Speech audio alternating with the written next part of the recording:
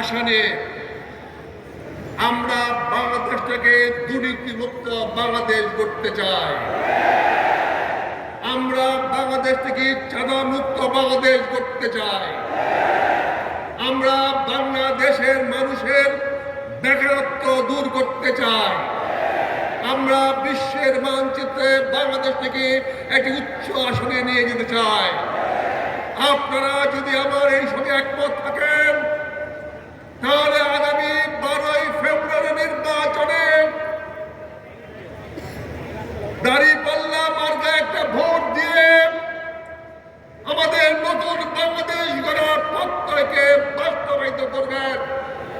একটি হ্যাঁ ভোট দিয়ে দেশটাকে উন্নয়নের পথে, ন্যায় ইনসাফের পথে আপনারা নিয়ে যাবেন, এই প্রত্যাশা রেখে আমি আজকে এখানে শেষ করলাম।